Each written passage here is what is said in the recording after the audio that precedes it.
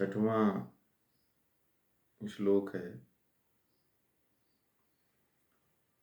मेरे मतलब परमात्मा के परायण हुए भक्तजन संपूर्ण कर्म परमात्मा को अर्पण करके एकाग्र चित्त से ध्यान से चिंतन करते हैं, वे परमात्मा का ही वर्ण करते हैं।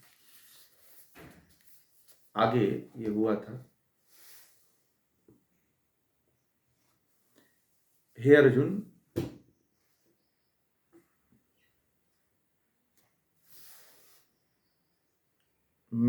उन मेरे मतलब परमात्मा में चित्त लगाने वाले भक्तों का मैं शीघ्र ही इस मरणशील संसार सागर से उद्धार करता हूँ।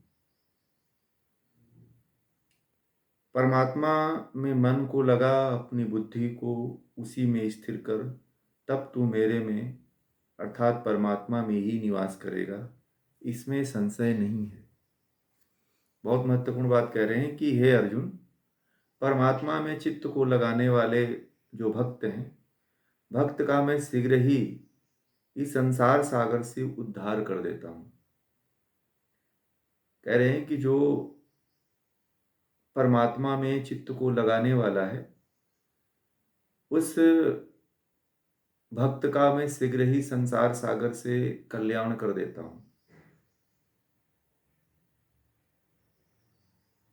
परमात्मा में इसलिए है अर्जुन, तू परमात्मा में मन को लगा। कह रहे हैं कि हे अर्जुन, तू परमात्मा में क्या कर, मन को लगा। यदि तू परमात्मा में मन को लगाएगा, अपनी बुद्धि को लगाएगा और उसी में स्थिर कर देगा तू, तो कहते हैं कि तो परमात्मा तुझ में निवास करने लग जाएगा। वीडियो सभी ऑन कर लें। तो कह रहे हैं कि जब तू परमात्मा में चित्त लगाएगा तो परमात्मा भी तेरे में चित्त लगा लेगा, तेरे तेरे लिए कुछ याद करने लगते, तुझे भी थोड़ा सा देखने लग जाएगा, उसकी नज़र तेरे ऊपर पड़ जाएगी। आप बस चाहते हैं कि परमात्मा हमारे तरफ दृष्टि डाले, ये कैसे संभव है? ये संभव नहीं है। परमात्मा आपके तरफ तभी दृष्टि डालेगा जब आप उसके तरफ अपनी दृष्टि डालोगे। इसलिए परमात्मा उन्हीं व्यक्तियों को याद करता है, ईश्वर उन्हीं व्यक्तियों को याद करता है, ईश्वर उन्हीं व्यक्तियों के प्रति देखता है, सुनता है जो परमात्मा को देखते हैं, जो परमात्मा का चिंतन करते हैं, जो परमात्मा का ध्यान करते हैं। इसलिए परमात्मा में मन को लगाना चाहिए। आप में से तो मुझे नहीं पता कितने लोग मन को लगाते हैं, परंतु यदि कोई लगाता है तो निश्चित रूप से परमात्मा भी उसमें निवास करने लगता है। जो उसकी बात है, जो उसकी वाणी है, जो उसका मन है, जो उसका विचार है, जो उसका भाव है, वह भी परमात्मा के प्रति समर्पित हो जाता है। इसलिए परमात्मा के तरफ मन को लगा के देखो। जब आप परमात्मा के तरफ मन को लगाएंगे तो परमात्मा कैसे ये होता है, कनेक्शन कैसे लगता है, ये समझने वाली बात है। ये कनेक्शन कैसे होता है कि आप परमात्मा की तरफ मन लगाओगे तो परमात्मा आपके तरफ मन लगाएगा, ये कनेक्शन को समझने वाली बात है। ये कनेक्शन होता कैसे है, ये समझने वाली बात है। तो ये ऐसे होता है जैसे मान लीजिए कि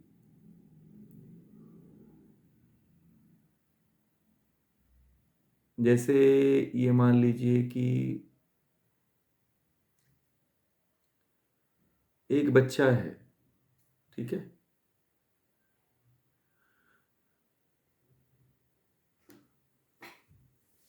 एक बच्चा है, वह अपनी माँ का जब थोड़ा सा ध्यान देता है, माँ उसके पास रहती है, तब तक तो वह नहीं ध्यान देता है, परंतु ज्यों ही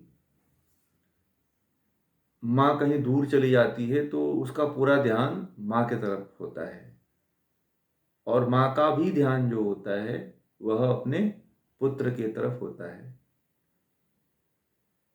ऐसा आप लोगों ने देखा होगा ना।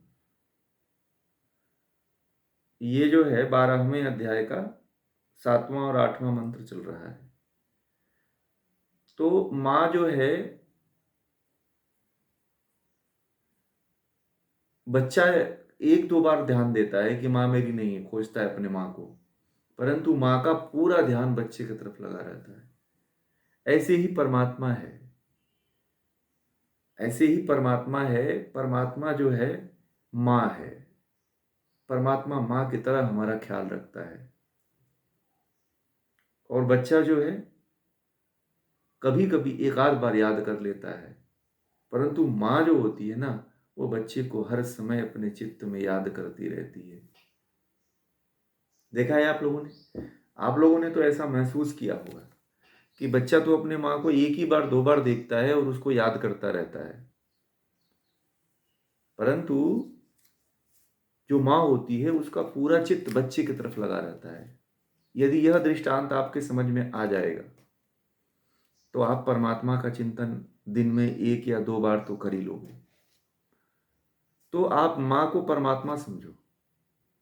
आप एक बार मन लगाते हो तो परमात्मा 24 घंटे आपके तरफ मन लगा के रखता है। 24 घंटे आपके तरफ ध्यान लगा के रखता है, चित्त लगा के रखता है, और वह आप में निवास करने लगता है। इसमें संशय नहीं है। भगवान श्री कृष्ण कह रहे हैं अर्जुन को कि हे अर्जुन, तू परमात्मा में मन को लगा।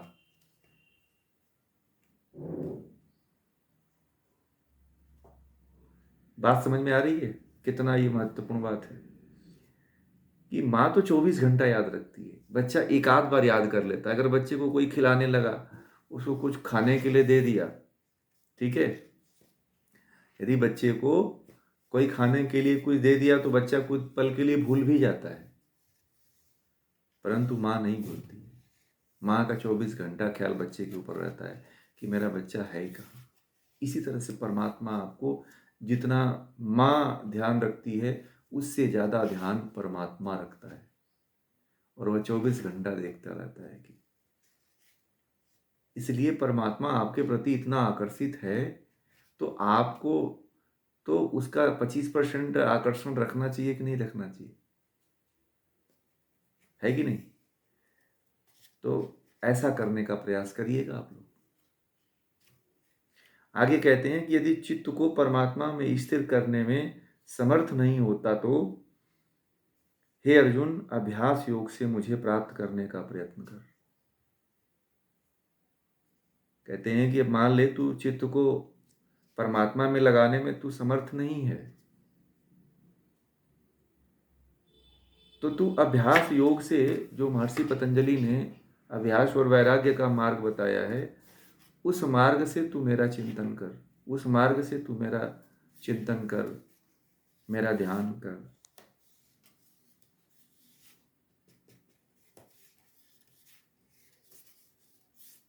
कितना अच्छी बात कहा है कि तू चलो चिंतन नहीं करता है मेरा, तो बार बार अभ्यास कर। तुझे मैं मुझे पता है कि तू जो है चिंतन नहीं कर पाएगा, तेरे अंदर इतनी कैपेसिटी नहीं है, तो तू अभ्यास कर। एक चीज को, परमात्मा के एक नाम को बार बार दोहरा, बार बार उसका चिंतन कर, बार बार उसका मनन कर। यदि तू ऐसे करेगा तो निश्चित रूप से, और आगे कह रहे हैं कि तू परमात्मा को प्राप्त होगा और परमात्मा तुझे प्राप्त हो जाएगा। योग के अभ्यास में भी समर्थ हो तो मेरे लिए ही कर्म करने वाला हो। अपने सब कर्मों को मेरे में अर्पण कर, तू मुझे प्राप्त होगा। अगर, और फिर देखिए अब यहाँ पे भगवान श्री कृष्ण एक बात और कह रहे हैं। ये कह रहे हैं कि मान ले कि यदि तुम कर्म का अभ्यास और वैराग्य का अभ्यास नहीं कर पाता है तो तू मेरे लिए ही कर्म करने वाला हो जा। मतलब समर्पण, कोई भी कर्म कर तो समर्पण के साथ कर। और अपने कर्मों को मेरे में अर्पण कर दे, तो तू मुझे ही प्राप्त होगा।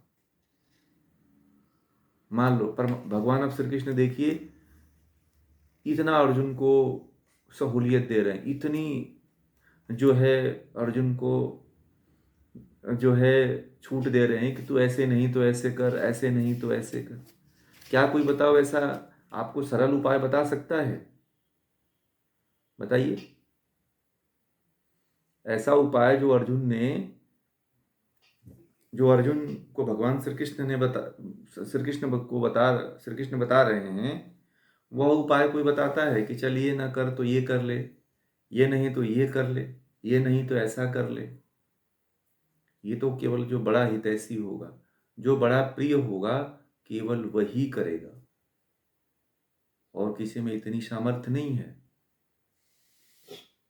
तो कहते हैं कि चलो आप लोग भी ऐसे ही करो, चलो चिंतन मनन नहीं कर पाते हो, है ना, चित्त को परमात्मा में नहीं लगा पाते हो, चलो ठीक है, अभ्यास वैराग्य भी नहीं कर पाते, वो भी ठीक है, परंतु एक काम तो जरूर करो कि जो भी आप कर्म करते हो, अच्छे से अच्छे कर्म को परमात्मा के प्रति समर्पित करने का एक काम शुरू कर दो कि हे परमात्मा, यह जो मैं जो भी कुछ कर रहा हूं, यह सब आपके लिए कर रहा हूं, यह मेरा इसमें कुछ भी नहीं है, जो है सब कुछ तेरा है, मेरा कुछ भी नहीं है। जब इस तरह से आप करना शुरू कर देंगे तो धीरे धीरे आप समर्पण भाव आपके अंदर आता चला जाएगा, परमात्मा के प्रति आप समर्पित होते चले जाएंगे।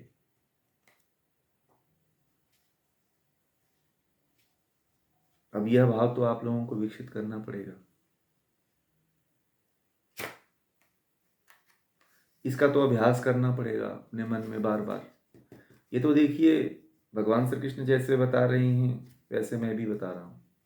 तो अब आप लोगों को एक और आसान तरीका मैं बता रहा हूं कि कैसे अभ्यास चिंतन करोगे इसका।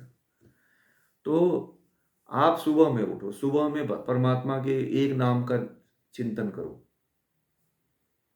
फिर दोपहर में जब समय मिले तो उस समय चिंतन करते रहो, या आप कोई भी काम करते हो, छोटा बड़ा कोई भी काम करते हो, तो उस समय आप काम करते हुए परमात्मा के गुण कर्म स्वभाव का चिंतन करते रहो, और यह बार बार करते रहो, एक बार नहीं बार बार करते रहो। जब आप ऐसे करते चले जाओगे तो आपको परमात्मा दृष्टिगोचर होता चला जाएगा, और आपकी जो समर्पण की भावना है, जो आपकी बात है, वह परमात्मा तक पहुंचने लगेगी, वह ईश्वर तक पहुंचने लगेगी। आप एक एक दिन अभ्यास तो करके देखो। आप एक दिन का अभ्यास, 2 दिन का या एक हफ्ते का आपको अभ्यास करना पड़ेगा मुश्किल से। जब ऐसा अभ्यास कर लेंगे तो यह आपके डेली रूटीन में आ जाएगा, तो बहुत ज्यादा फिर मेहनत नहीं करनी पड़ेगी आपको, एक बार मेहनत करने पे आपका सारा कार्य हो जाएगा।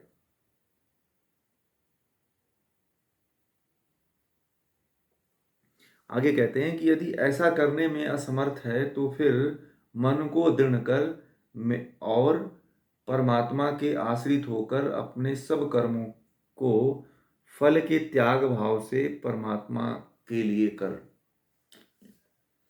बहुत अच्छी बात अब उन्होंने ये कह दिया। देखिए क्या कह रहे हैं कि मान ले, तो ये भी जो तू मैंने बताया, यदि तू इसको भी नहीं कर पाता है तो एक काम और कर ले। कह रहे हैं कि जो ये मैं बातें बता रहा हूं, यदि तू इसको भी नहीं कर पा रहा है तो एक काम और तू कर ले। तो वो कह रहे हैं कि मन को दृढ़ कर ले, मन को तू परमात्मा में दृढ़ कर ले। क्या कर ले? परमात्मा में दृढ़ कर ले, परमात्मा में लगा ले, और परमात्मा में लगाने के बाद आश्रित हो जा, परमात्मा के प्रति आश्रित हो जा, और जितने भी कर्मों के फल हैं, कर्मों के फल को त्याग भाव से परमात्मा के लिए कर। कि मैं जो भी कर्म कर रहा हूं, मैं अपने लिए नहीं कर रहा हूं, वो सारा का सारा काम किसके लिए कर रहा हूं? परमात्मा के लिए कर रहा हूं। जो भी कर्म है वो सारा कर्म परमात्मा के लिए ही करिए। जब इस तरह से आप सारा कर्म परमात्मा के लिए करने लग जाएंगे, परमात्मा के प्रति समर्पित होकर करने लग जाएंगे, परमात्मा के प्रति समर्पण का भाव आपके मन में आ जाएगा, तो फिर आपको आसक्ति नहीं होगी, फिर आपको लगाव नहीं होगा, आपको अटैचमेंट नहीं होगा।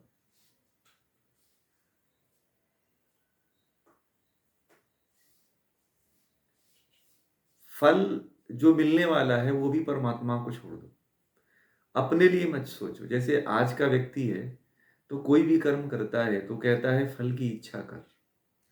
बोलिए, ऐसा सोचता है ना, करता है ना। आपको ये न बताया जाए कि गीता क्यों पढ़नी है तो आप लोग गीता नहीं पढ़ोगे। फल की इच्छा है कि नहीं?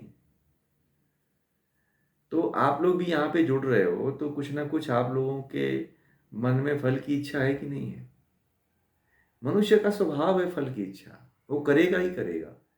और ये बुरा भी नहीं है ना करना, ये अच्छा है, करना चाहिए। देखिए, आत्मा का स्वभाव है फल की इच्छा करना, और करना चाहिए। कुछ लोग कहते हैं फल की इच्छा नहीं करनी चाहिए। ये आत्मा के स्वभाव को आप कैसे रोक लोगे? और ये रुकता भी नहीं है। मैं आपको बता दूं, जो जो कर फल की जो इच्छा है, वो फल की इच्छा हर आत्मा को करनी चाहिए। और ये ऐसा नहीं है कि रुक जाता है, रुकता नहीं है ये। तो फल की इच्छा करो परंतु त्याग पूर्वक करो। यहाँ पे सबसे महत्वपूर्ण बात एक आ गई है कि त्याग पूर्वक। तो त्याग पूर्वक कैसे? कि जो भी मुझे मिलेगा वो सब तेरा ही है, मेरा कुछ भी नहीं।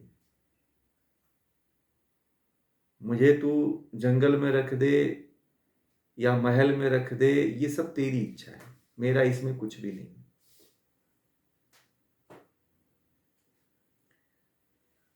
यदि ऐसा भाव आपके मन में आ जाता है, ऐसा त्याग की भावना आपके मन में आ जाती है, तो वह समर्पण, फल का समर्पण है। देखिए, फल का समर्पण कोई नहीं करता है। आप छोटा सा काम करते हो ना तो कहते हो कि ये मैंने किया है, ये मैंने ही किया है, तो हुआ नहीं, तो होता ही नहीं। और छोटा सा भी काम करने जाते हो तो ये सोच लेते हो कि मैं ये कर दूंगा तो शायद ये ऐसा हो जाएगा। होता है कि नहीं होता है? आप छोटा सा भी काम करने जाते हैं तो ऐसा कह सोच के जाते हैं कि मैं यह काम करूंगा तो ये ऐसा हो जाएगा। आप अपना वहां पे कर्तापन दिखा देते हो। जब आप अपना कर्तापन दिखाते हो तो वहां पे जो फल की जो त्याग भावना है वह समाप्त हो जाती है।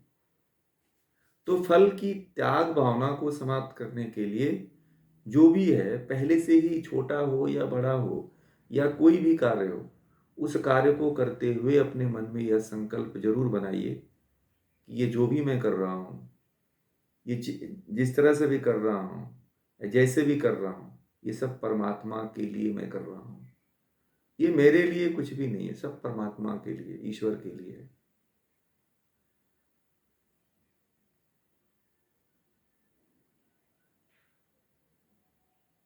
बात समझ रहे हैं?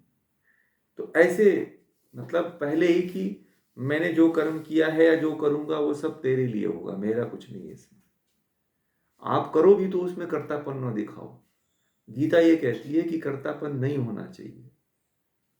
कर्तापन जिस व्यक्ति के भीतर आ जाता है उसके अंदर अहंकार उत्पन्न हो जाता है, और जिसके अंदर अहंकार आ जाता है ना, वह व्यक्ति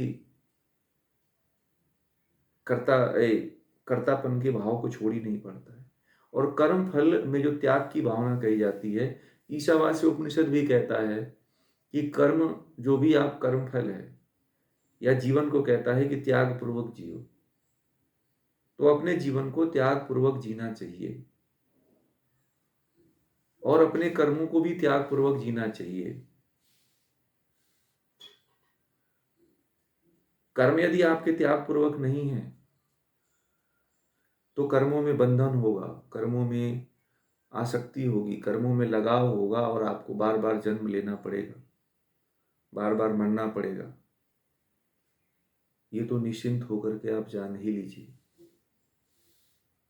आगे कहते हैं कि योगाभ्यास से ज्ञान प्राप्त करना श्रेष्ठ है, ज्ञान से ध्यान श्रेष्ठ है, और ध्यान से कर्म फलों का त्याग, निष्काम भाव से कर्म करना श्रेष्ठ है। कर्म फल का त्याग कर कर्म करना परम शांति को देने वाला होता है। यदि कर्म फल का त्याग कर दिया और कर्म फल के त्याग करके, कर्म फलों का यदि आपने त्याग कर दिया, तो वह परम शांति देने वाला होता है। बहुत अच्छी बात कही। अब देखिए, एक एक की तुलना कर दिया उन्होंने।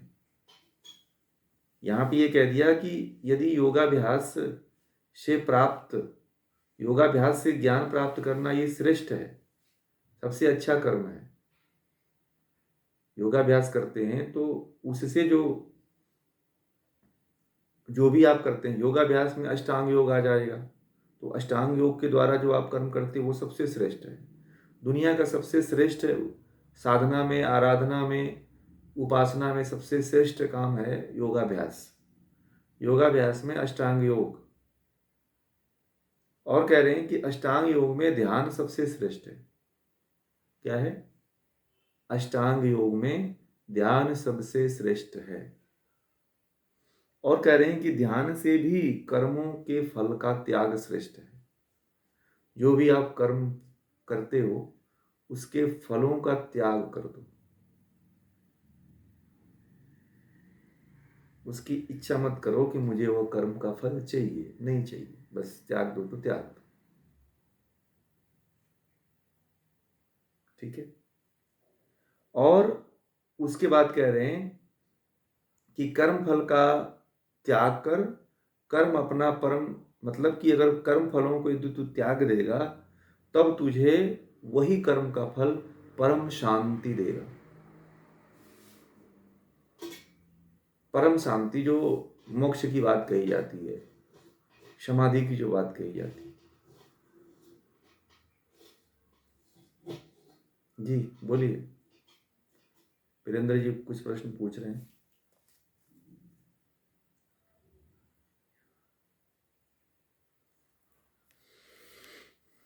हाँ, ये की बात है, ये निष्काम, ये दोनों मिलता जुलता है, कोई इसमें विशेष अंतर नहीं है। तो आप देखिए, थोड़ा सा अंतर है। इस निष्काम कर्म करना, कर्म फल की इच्छा का त्याग करना, बात वही हुई निष्काम कर्म। तो कामना की इच्छा के बिना कर्म करना और कर्म फल का त्याग कर देना। हाँ, उसमें आ चुका है, ये सब में आ चुका है। परंतु उस निष्काम कर्मों को ये कह रहे हैं कि कर्मों का फल, अब उन्होंने एक सरल भाषा में ये कह दिया कि कर्मों का फल। तो जो कर्मों का फल है, उन कर्मों के फल को वो छोड़ने के लिए कहते हैं कि कर्मों के फल को भी समर्पण कर दे, उसका भी त्याग कर दे, कि उसमें भी मुझे कोई आसक्ति नहीं होनी चाहिए, उसके लिए भी मुझे कोई बहुत विशेष लगाव या अटैचमेंट नहीं रखनी है कि वह मुझे मिलेगा ही मिलेगा। नहीं, मिलेगा तो भी अच्छा है, नहीं मिलेगा तो भी संभावना बना के रखिए, इतना ही बस करना है आपको। और दूसरी सबसे महत्वपूर्ण बात होती है कि आप चित्त आपका पूरा जो है कर्म फल में ही लगा हुआ है। जैसे मान लीजिए कि आपने पेड़ लगा दिया, एक फलदार वृक्ष लगा दिया, और वो उसके सीजन आ गई फलने का, और वो फल दिया ही नहीं है, तो आपको चिंता लगी रहती है कि अरे बताओ, ये सारे फल आसपास के पेड़ पौधे में सब फल आ गया है, वो मेरे में आया ही नहीं। तो एक चिंता बनी रहती है कि फल की इच्छा, फिर आप उसके प्रति आसक्त हो जाते हो, क्रुद्ध हो जाते हो। जैसे लोग आजकल गमले में फूल लगाते हैं, तो मैंने देखा वह नर्सरी से तो खिले हुए फूल लाते हैं, और जब अपने घर में फूल ला करके लगाते हैं तो फिर वो खिलता ही नहीं है। समझ रहे हैं? वो नर्सरी वाले खाद पानी दे करके उसको बेचने के लिए बहुत सुंदर सुंदर दिखता है बाहर से, और जब अपने घर में ला देते हैं लोग और अपने गमले में लगाते हैं तो वो उसमें फूल वैसा आता ही नहीं है। आता है क्या? तो वह फूल खरीद के इसलिए लेकर आता है कि जैसा यहाँ पे दिख रहा है वैसे मेरे घर भी दिखेगा। परंतु जैसे वो अपने घर ला के लगाता है, अब पता नहीं क्या होता है कि जैसे ही वो गमले में लगाता है, एक पॉलीथीन में रख करके वो पूरा सुंदर सुंदर गुच्छा गुच्छा खिला हुआ दिखाई देता है, और जब वो अपने घर ला करके देखता है तो उसमें कुछ फली फूल ही नहीं लगता है। ठीक है, तो फिर क्रुद्ध उसके अंदर, हाँ, फिर क्लेश उत्पन्न हो जाता है उस फूल से, अरे इसको हटाना पड़ेगा। उस फूल को देख करके उसको बार बार क्लेश उत्पन्न होता रहता है, ये कुछ फल उल दे नहीं रहा, फूल उल नहीं दे रहा, इसको उखाड़ के फेंकेंगे अब। तो क्या करता है, सड़क पे दूसरे दिन देखेंगे तो जितने फूल लगाए रहते हैं उठा करके लोग खोद करके फेंक देते हैं निकाल करके। ऐसा करते हैं ना लोग, देखे होंगे आप लोग। तो यही होता है कि फल की इच्छा बड़ी तीव्र होती है कि मुझे फूल चाहिए। एक फूल से भी इतनी फल की इच्छा होती है अपने आप में, तो बात ही क्या, बोलिए। एक फूल से इतनी इच्छा होती है कि मुझे फूल से भी इतना फल मिल जाए, हैं? उसमें भी फल की इच्छा बहुत है कि क्यों नहीं ये फूल दे रहा है। समझ रहे हैं? तो आप समझिए, फिर आप आपके जो अपने लिए कर्म करते हो उसमें कितने फल की इच्छा होगी। हम्म?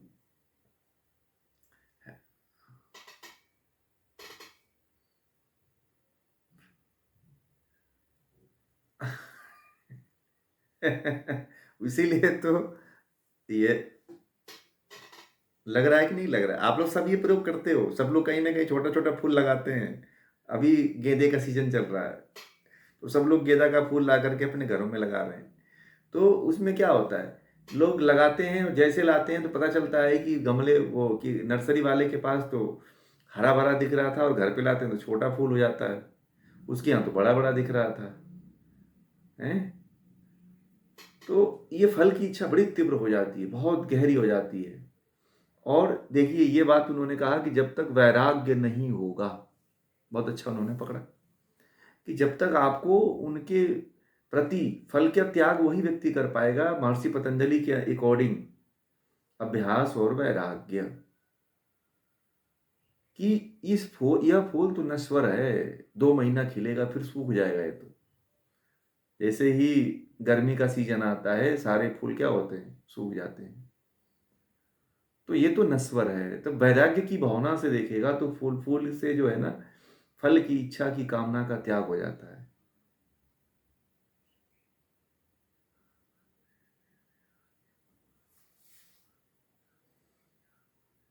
हाँ, बहुत अच्छा आपने समझा। ये तभी संभव है जब आपको, या तो फल जो है, फल की जो कामना कर रहे हैं वह वैराग्य पूर्वक हो। जो फल की कामना कर रहे हैं वो वैराग्य पूर्वक यदि आप कर रहे हैं तो उसमें आपको फल की आसक्ति नहीं होगी। ठीक है, जैसे मान लो शादी कर ले रहे हो अपने, अभी लड़का आपका है, शादी नहीं होती है तो बड़ा एक उत्साह होता है कि अब लड़के की शादी करेंगे। शादी आने के बाद बहू फिर अपना रास्ता ढूंढने लगती है, तो फिर उससे भी राग जो होता है ना, फिर राग तो पहले बना होता है, फिर द्वेष हो जाता है कि अब तो बेकार हो गया, इससे पहले ही अच्छा था। समझ रहे हैं?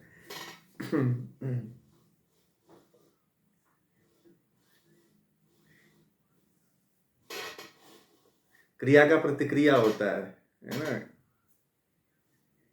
तो उसमें भी आप इसी तरह से आसक्ति पूर्वक जो है कर्म करते हो। जब तक शादी नहीं हुई होती है तो बड़ा उत्साह होता है कि हम भी अपने बच्चे की शादी कर दें, बहू आ जाए तो घर में बड़ा अच्छा हो जाएगा, ऐसा हो जाएगा, वैसा हो जाएगा।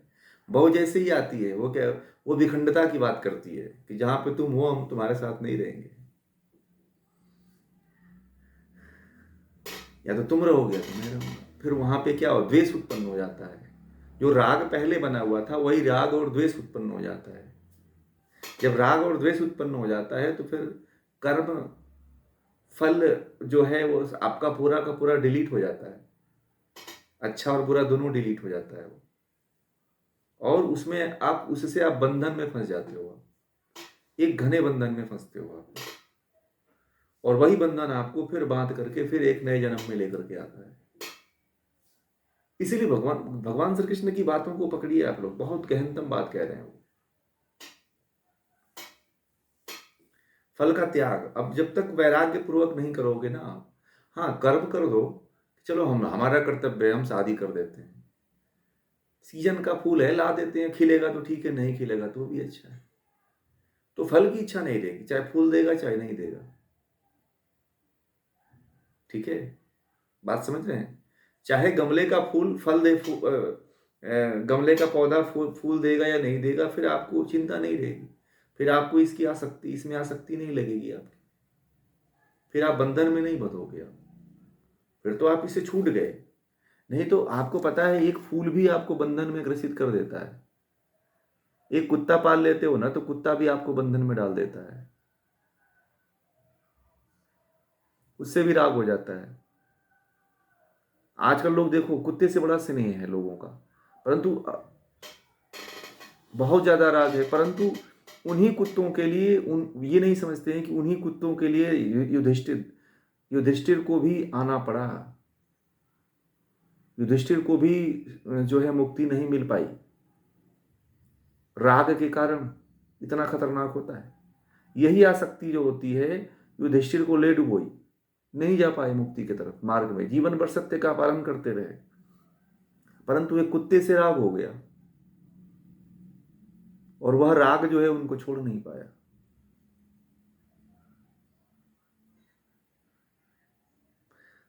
ये यदि इस बात को कोई समझ जाए कि परमात्मा की तरफ लगाना है, वो तो अपने आप को निकाल लेगा, वो अपने आप को मुक्त कर लेगा। परंतु जो संसार की वस्तु में, छोटी छोटी वस्तुओं में, छोटे छोटे जीवों में, छोटे छोटे पदार्थों में, उसकी मासूमियत में अपने आप को लगाना चाहता है, तो वो और फंसता चला जाएगा, उसका जीवन और जकड़ता चला जाएगा, और अपना जीवन उसे भयावह दिखने लगना शुरू हो जाएगा, और वह निकल नहीं पाएगा। और यही क्रम जो है व्यक्ति को बांध देता है। व्यक्ति थोड़ा सा ज्ञान की तरफ अट्रैक्ट रहे, इसको समझने का प्रयास करे, तो फिर ऐसा नहीं होगा। परंतु व्यक्ति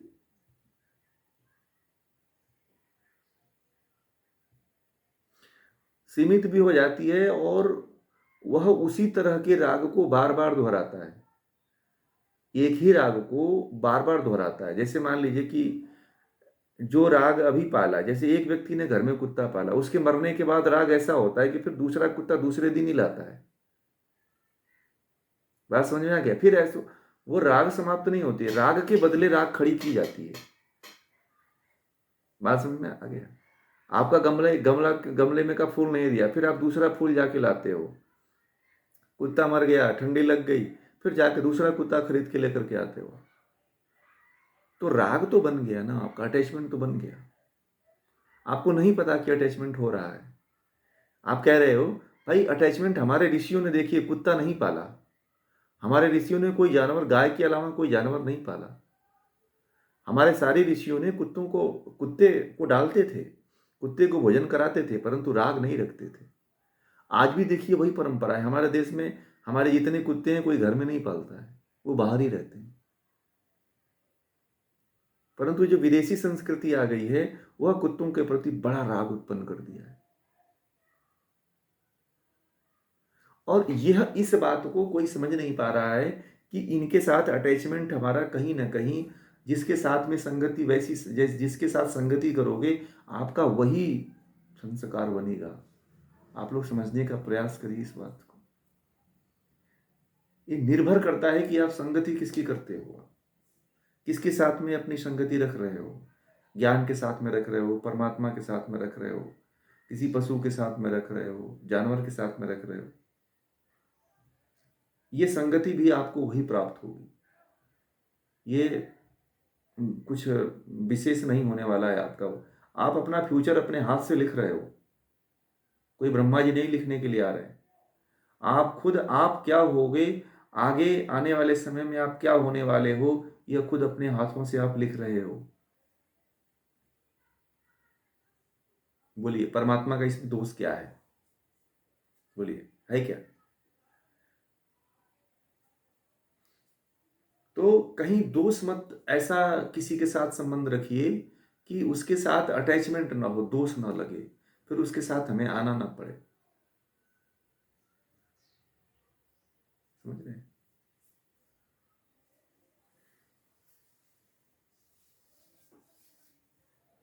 आसक्ति जो है, व्यक्ति को ऐसे जकड़ लेती है, ऐसे जकड़ लेती है जैसे लोहे को जंग जकड़ लेता है, और जंग जब तक लोहे को खा नहीं जाता है तब तक छोड़ता भी नहीं।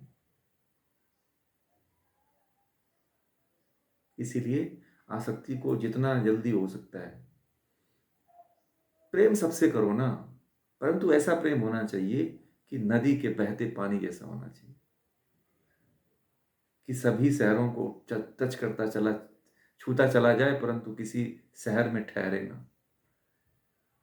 बात समझ में आ गई? इस बात को समझिएगा। नदी का पानी जब बहता है तो हिमालय से लेकर के और पूरी तरह से बंगाल की खाड़ी में जाके गिरता है, परंतु किसी शहर में जाके ठहरता नहीं है। अटैचमेंट ऐसा होना चाहिए। ठहरिए मत, किसी चीज में ठहरिए मत, बहते रहिए। क्या गंगा का प्रेम किसी जगह से कम है क्या? बोलिए। क्या जो उत्तराखंड में बहती है वो यूपी में जो बहती है, यूपी वालों से ज़्यादा प्रेम है, या फिर बंगाल वालों से या बिहार वालों से? ऐसा तो है नहीं। जहाँ जहाँ से गंगा गुजरती है सबके साथ समान व्यवहार, सबके साथ समान प्रेम और वात्सल्यता रहती है।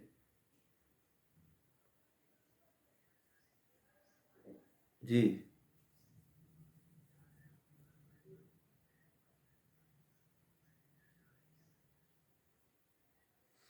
तो इसीलिए तो इसीलिए तो उनको रोक देने के कारण जो है वो भी विशाल उफान उत्पन्न कर रही हैं, बाढ़ उत्पन्न कर रही हैं। अब वही डैम वाले जब पानी भर जाता है तो सारे लोगों के मरने का कारण डैम वाले ही बनते हैं, सरकार बनती है।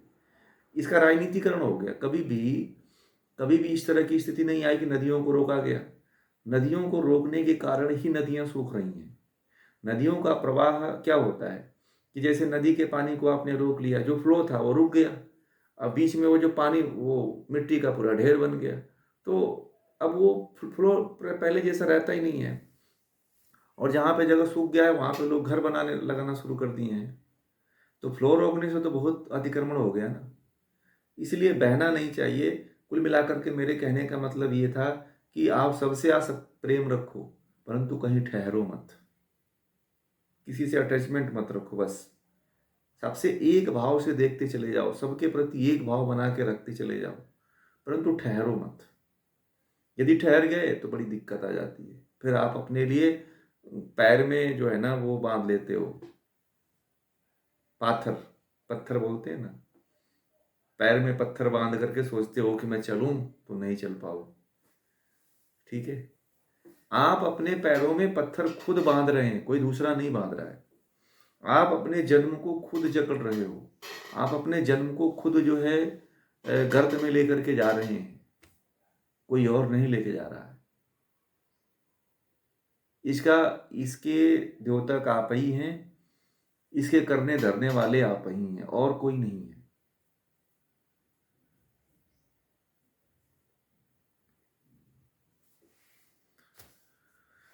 आगे चलते हैं, एक आध और श्लोक। सब भूतों में द्वेष भाव से रहित होकर, देखिए मैं वही बात कह रहा था कि अगर आप अटैचमेंट रखोगे, राग रखोगे तो द्वेष हो जाता है। जब उससे आपको लाभ नहीं मिला तो द्वेष हो जाता है। तो वही बात कह रहे हैं कि सब भूतों में द्वेष भाव से रहित हो जाओ, किसी से द्वेष मत करो। तो द्वेष कौन करेगा? जिसको बहुत ज्यादा राग हो जाता है, बहुत ज्यादा अटैचमेंट हो जाता है। अगर उसके मुताबिक जो है, उसके अनुसार जो है, उसको आनंद नहीं आया तो फिर वो द्वेष करने लगता है। बात समझ में आ रही है? उसके अनुसार यदि फल नहीं मिला, जैसे मान लीजिए कि आपने फूल लगाया और वह फल नहीं दिया, तो फिर क्या करते हो? बेकार में ला दिया इस फूल को, अब इसको उखाड़ के फेंकना ही पड़ेगा, ये किसी काम का नहीं है, ये एक गमले में जगह घेर रखा है, आप ऐसे सोचते हो। ठीक है? तो ये द्वेष हो गया। तो द्वेष नहीं रखना है, चाहे वो फल दे चाहे ना दे। आपने लगा दिया तो लगा दिया, बस अब रहने दीजिए उसको। द्वेष नहीं रखना है। फिर आगे कह रहे हैं कि सबसे मित्रता तथा दया का भाव रखकर ममता से रहित होकर। देखिए मैं अभी जो बात कह रहा था कि सबसे प्रेम करो, बहते रहो, सबसे प्रेम पूर्वक बहो, सबके साथ बहो, ठीक है। तो सबसे मित्रता का भाव रखो, प्रेम का भाव रखो, मित्रता का भाव रखो, सुख दुख का भाव रखो, किसी के सुख में दुख में सहायक बनो, किसी के दुख में आप हेल्प करो, किसी के सुख में हेल्प करो। ममता से रहित हो जाओ। जो मम मतलब अहंकार है, जो मेरापन है, उससे अलग हो जाओ, रहित हो जाओ। अहंकार को छोड़ दो। सुख दुख में समान भाव रखो, चाहे सुख हो चाहे दुख हो, उन सब में समान भाव रखो। क्षमा के भाव से रहें और निरंतर ध्यान योग का अभ्यास करते रहें और अपने अंदर क्षमा का भी भाव रखो। कोई आपका अपमान कर देता है ना, तो वहाँ क्षमा का भाव रखो, उसको क्षमा कर दो कि वो तो मूर्ख है, उसको कुछ नहीं पता है, उसे क्षमा कर दो। जब आप यह भाव ला देते हैं, जब यह भाव अपने मन में उत्पन्न कर देते हैं, तो भगवान श्री कृष्ण कहते हैं कि निरंतर ध्यानाभ्यास। तो निरंतर क्या करना चाहिए? ध्यान का अभ्यास करना चाहिए। मैं आप लोगों को ध्यान करवाया, मैंने एक दिन पूछा था कि ध्यान करते हो आप लोगों की नहीं करते हो। अब पता नहीं आप लोग जारी रखे हुए हो कि बंद कर दिए हो ध्यान को। मैंने कहा था कि डेली ध्यान करना है, हैं? कहा था ना कि डेली ध्यान करना है। तो ध्यान का अभ्यास करते हुए संतुष्ट मन से मन पर नियंत्रण करना है। एक तो संतुष्ट होना है और मन पे नियंत्रण रखना है और दृढ़ निश्चय से परमात्मा में मन और बुद्धि को लगाना है। और जो परमात्मा का भक्त है वह परमात्मा को प्रिय हो जाता है। परमात्मा का प्रिय कैसे बनेंगे? तो परमात्मा का प्रिय बनने के लिए कुछ योग्यता होती है। लोग सोचते हैं कि परमात्मा को हम ये चढ़ा देंगे, वो चढ़ा देंगे, ऐसा कर देंगे तो परमात्मा के प्रिय हो जाएंगे। तो ऐसा नहीं है।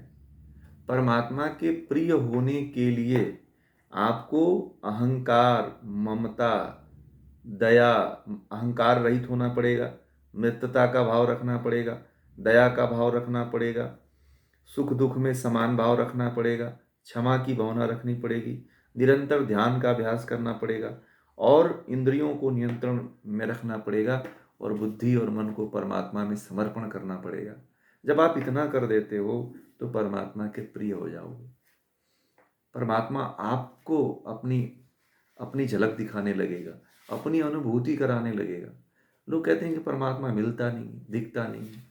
तो आप क्या, परमात्मा जो कहता है कि मेरे लिए इतनी योग्यता रखो, तो क्या आप परमात्मा के लिए योग्यता रख पाते हैं? नहीं रख पाते। तो परमात्मा के योग्य होने के लिए, परमात्मा के लिए जो है अपनी योग्यता को हमेशा बरकरार रखना चाहिए। अपने अंदर योग्यता को विकसित करते रहिए। यदि आपके अंदर योग्यता नहीं आती है तो परमात्मा तक आप कभी नहीं पहुंच पाओगे। परमात्मा योग्य व्यक्ति को ही अपने शरण में आने देता है। ऐसी तो बात है नहीं कि आप योग्य नहीं बन पाओगे। इतनी तो क्षमता है ना कि योग्य बन जाओगे आप। तो परमात्मा के योग्य बनने के लिए आप इन गुणों को अपने जीवन में धारण करें। यदि इन गुणों को अपने जीवन में धारण नहीं करेंगे तो आप ऐसे सिर पीटते रहो और कहो कि परमात्मा मुझे नहीं दे। परमात्मा का मैंने ध्यान किया, मैंने बहुत सी पढ़ाई किया, मैंने बहुत से ज्ञान लिया, मैंने ऐसे किया, मैंने वैसे किया, ऐसे कहते रहो, कुछ नहीं होने वाला है। आप जब तक इन गुणों को अपने जीवन में धारण नहीं करते हैं तब तक परमात्मा को आप नहीं प्राप्त कर पाओगे, परमात्मा की अनुभूति नहीं कर पाएंगे। परमात्मा की अनुभूति वही करता है जो इन गुणों को धारण करता है। तो देखिए, एक दिन में ये संभव नहीं है, इसका अभ्यास एक एक दिन आपको करना पड़ेगा, ठीक है। आप कोई भी घर का काम करते रहो। देखिए, सभी लोग घर हाउस वाइफ हैं या घर पे रहते हैं, तो उनको जो है अपने घर पे काम करते हुए ही अपने अंदर इन गुणों को विकसित करने का अभ्यास करना चाहिए। इन गुणों को बार बार अपने जीवन में धारण करने का अभ्यास करना चाहिए कि मैं मैं जो है अपने भीतर दया का भाव रखूंगा, सबसे मित्रता का भाव रखूंगा, अहंकार नहीं करूंगा, सुख दुख में सभी के साथ रहूंगा, क्षमा का भाव रखूंगा, योगाभ्यास करूंगा और ध्यान निरंतर करते रहूंगा। जब यह करते रहोगे, परमात्मा का आप डेली ध्यान करते रहोगे, तो परमात्मा आपको क्यों नहीं मिलेगा। यह भाव को अपने अंदर आप लोग विकसित करें। ऐसा जब आप करने लगेंगे तो एक दिन आप मुझे बताना कि आपको देखना आपका जीवन कैसा बदल गया, आपका मन कैसे बदल गया, आप परमात्मा के प्रिय कैसे होते चले गए।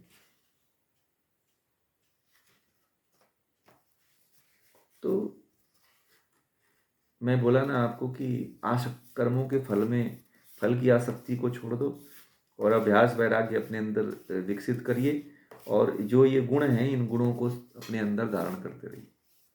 जब भी आप ऐसे करते हुए चलेंगे तो परमात्मा के प्रिय हो जाएंगे।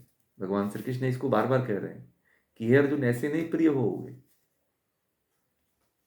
भाई, धन से कोई हो जाता, कोई चढ़ावे से हो जाता, तो आजकल इतने धने धनी लोग हैं, करोड़ों अरबों अरबों रुपए उन लोगों के पास है, पैसा देके भगवान के प्रिय हो जाते। बोलिए, होते कि नहीं होते।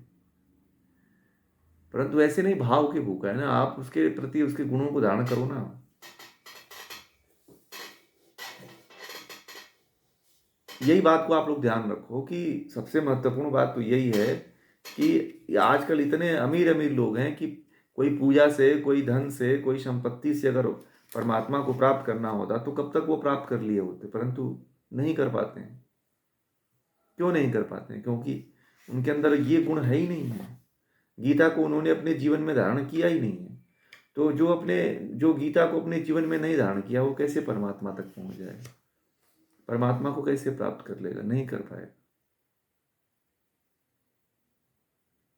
समझ रहे हैं ना? तो ये है। अब आपका कोई प्रश्न है तो आप पूछ सकते हैं।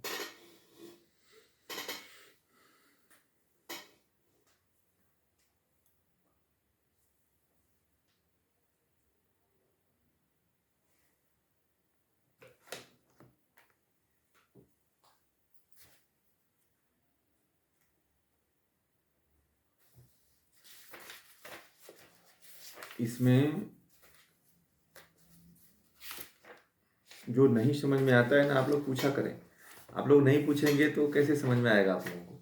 अपने प्रश्नों को रखेंगे तो वो क्लियरिटी होगी। बहुत से लोगों को क्लियर नहीं हो पाता है, फिर भी वो सुनते रहते हैं, पूछते नहीं हैं। जी।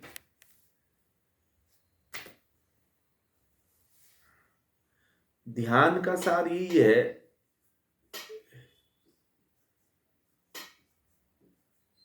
हाँ हाँ, और हम्म, भ्रांतियां हैं, बहुत अच्छा आपने बात कही। मेरा ध्यान हुआ था तो नहीं जुड़े थे क्या आप? अभी जो ध्यान दिवस के दिन विश्व ध्यान दिवस हुआ था, शायद आप मेरी एक भी कक्षा में ध्यान में नहीं जुड़े हुए हैं। नहीं तो आपको ऐसा भ्रांति नहीं होती, क्योंकि मेरा जो ध्यान होता है वह हवा में, तो श्वासों पे, तो नदी में, तो तालाब में, पहाड़ पे, ये केवल घुमाने वाली बात होती है। मैं ऐसा ध्यान नहीं करवाता हूँ। मेरे ध्यान से आप जुड़ो तो आपको पता चलेगा, जो ध्यान होता है वह केवल परमात्मा के लिए ही होना चाहिए।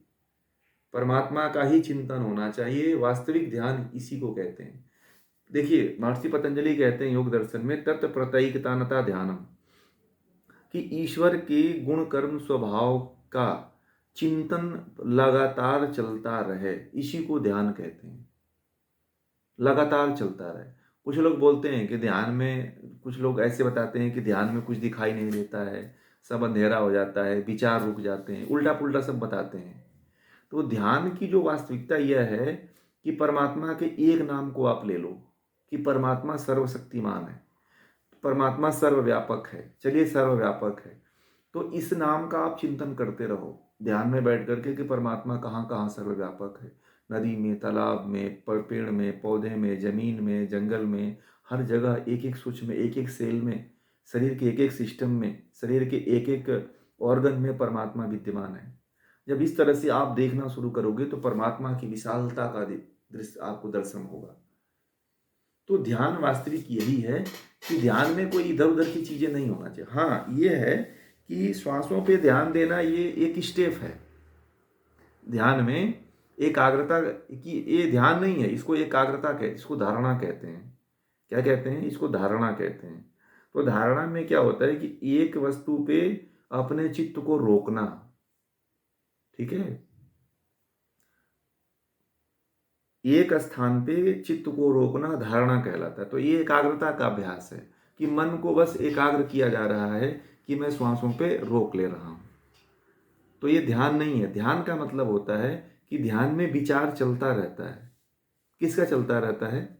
सात्विक विचार, अर्थात परमात्मा का विचार चलता रहता है। परमात्मा के गुण कर्म स्वभाव का चिंतन चलता रहता है। इसी को ध्यान कहते हैं। आज के बाद इसको कंफर्म कर लीजिए, क्योंकि योग दर्शन में, वेदों में ध्यान का स्वरूप यही बताया गया है। आजकल ध्यान को लोगों ने अपने अपने मन से, जो मन में आता है, जो बना देता है। कहीं किसी के पास कोई शास्त्रीय नॉलेज है नहीं, ऋषियों के ज्ञान का किसी को कुछ पता है नहीं। अपना कोई भी उठता है, कोई भी गुरु बनता है और जो है अपनी अपनी धारणा चला देता है। मैं जो ध्यान कराता हूँ शास्त्र के विरुद्ध नहीं कराता हूँ। वेदों में, जो उपनिषदों में, जो शास्त्रों में ऋषियों ने जो बताया है वही ध्यान की पद्धति बताता हूँ। मैं करता भी हूँ और बड़ा आनंद भी आता है और लोगों को भी कराता हूँ वही वही। तो आपको ध्यान वाली क्लास में जुड़ना चाहिए था। वैसे मैं ध्यान फिर लेने वाला हूँ, वही ध्यान करवाऊंगा फिर एक आध हफ्ते बाद। तो आप उसमें जुड़िए। सुबह में क्लास होती है, आप उसमें जुड़ो तो आपको ध्यान करने का तरीका पता चलेगा कि ध्यान कैसे करते हैं। नहीं तो ध्यान कराने वाले लोग ऐसे भटकाते हैं कि आपको ईश्वर से नहीं जोड़ेंगे, आपको इधर उधर की बिंदुओं से जोड़ देंगे। कह देंगे कि जो आपकी सबसे प्रिय वस्तु है, आपकी प्रेमिका है, उस पर ध्यान करो। क्या ध्यान करोगे? वृत्तियां आएंगी, विषय आएंगे, भटकोगे। मैं बड़े बड़े ध्यान के केंद्रों में गया था, वो कह रहा है कि जो आपकी सबसे प्रिय वस्तु है। तो किसी ने कह दिया कि मैं अपने गर्लफ्रेंड का ध्यान करूं, तो बोला कि हाँ कर लो, बहुत बढ़िया, उसी वहीं मन लगा लो। तो ये ऐसे ऐसे लोग ध्यान कराने वाले हैं। तो क्या वो ध्यान करेगा? विषयों की बात आएगी, वृत्तियों की बात आएगी, तो वो कैसे ध्यान कर पाएगा? तो ये ऐसे ऐसे लोग हैं, ऐसे ऐसे। अब बड़ी भीड़ जुटती है। बड़े मजे की बात तो आपको ये बता दूं कि जितने मूर्ख बनाने वाले हैं ना, उनके पास बड़ी भीड़ आती है। समझ रहे हैं? अब जितना मूर्ख, अब लोगों को ज्ञान है ही नहीं, तो मूर्ख बनते जाते हैं। एक के पीछे दूसरा भेड़ बन चाल चलता है। ये है जी। पूनम जी बोलिए।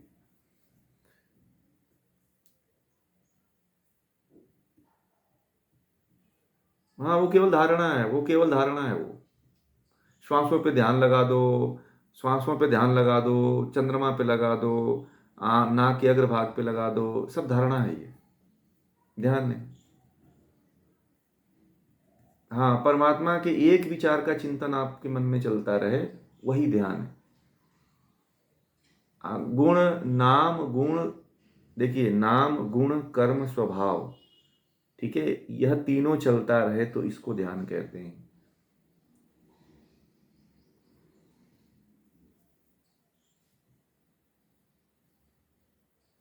अभी जो मैंने उस दिन करवाया था ना, ध्यान दिवस के दिन करवाया था, उस ध्यान में आपको जो है आज्ञा चक्र पे धारणा करवाया था और परमात्मा के गुण कर्म स्वभाव तेज स्वरूप का ध्यान करवाया था।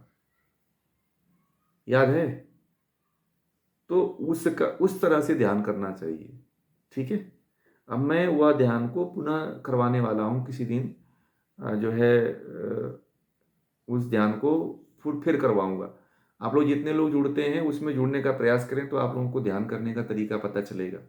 बहुत से लोगों को ध्यान करना नहीं आता है कि ध्यान कैसे करते हैं। अब जैसे योग निद्रा है ना, कुछ लोग योग निद्रा करते हैं तो वो कहते हैं मैं ध्यान करता हूँ। वो ध्यान नहीं है, वो रिलैक्सेशन है। ठीक है जी, बोलिए।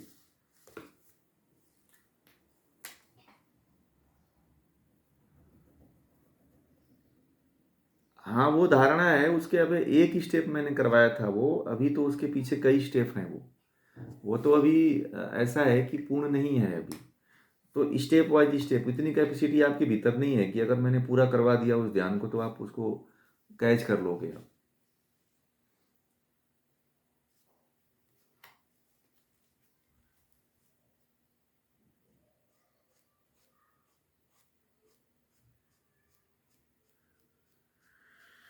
नहीं, उसमें नहीं, एकाग्रता हो, एकाग्रता होनी चाहिए ना, स्थिरता होनी चाहिए। आसन में स्थिरता जब तक नहीं है तब तक ध्यान नहीं हो पाता है। आप चलते फिरते रहो, उसमें स्थिरता नहीं आती है। हाँ, वो है वो, जैसे कि विपश्यना करवाते हैं, फिर प्रक्षा करवाते हैं, तो उसमें क्या है, वो पूरी तरह से। अब विपश्यना वाले मेरे पास बहुत आते हैं, विपश्यना वाले लोग ध्यान करके मेरे पास आते हैं, 1 हफ्ते 2 हफ्ते के लिए जाते हैं, वहाँ एकांत में रहते हैं, करके आते हैं, फिर 15 दिन बाद उनका मामला फिर वहीं पे पहुँच जाता है। तो कहते हैं कि 15 दिन तो ठीक था, अब उसके बाद आचार्य जी फिर गड़बड़ हो रहा है मेरे मन में। समझ रहे हैं, ऐसे ऐसे लोग हैं। तो जब तक आप परमात्मा को नहीं पकड़ के ध्यान करोगे तो ध्यान का कोई लाभ नहीं मिलने वाला है। कोई ध्यान में ओशो के ध्यान